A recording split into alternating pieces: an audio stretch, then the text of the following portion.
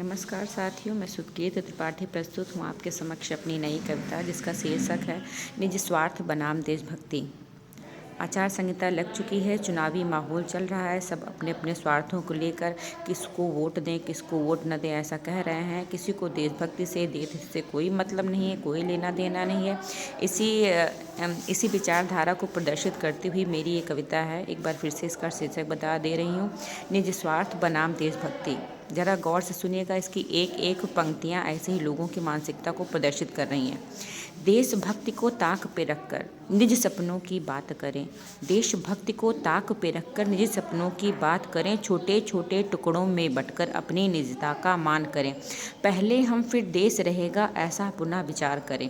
पहले हम फिर देश रहेगा ऐसा पुनः विचार करें। देशभक्ति में पढ़कर क्यों फिर से कोई बलिदान करें।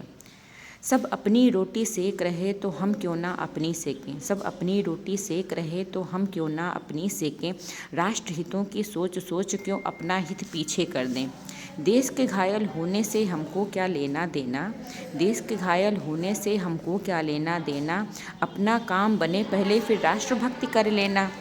अगर सुनेगा कोई हमारी, इन पंक्तियों पर विशेष ध्यान देगा क्योंकि यही सब लोग कह रहे हैं। अगर सुनेगा कोई हमारी वही यहाँ राजा होगा। देश की खातिर कोई मिटा तो गद्दी से नीचे होगा। देश की खातिर मिटा अगर तो गद्दी से नीचे होगा। देशभक्ति की गाथा हम बचपन से ही सुनते आए।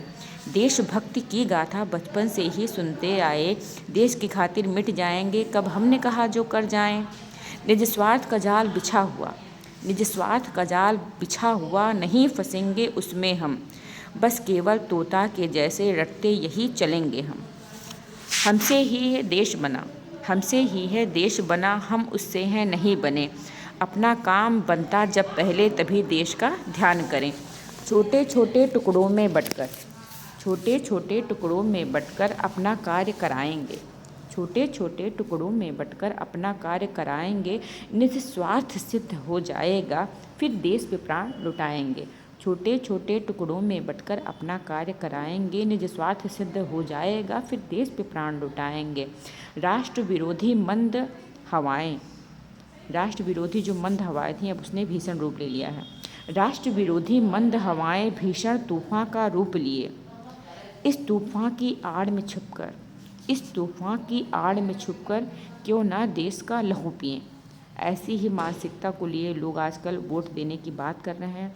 ऐसे लोगों से बचें, अपने देश हित की, अपने राष्ट्र हित की सोचें और आपका वोट बहुत अमूल्य है। ऐसा सोचकर, ऐसा विचार करके अपना वोट दीजिएगा। धन्यवाद।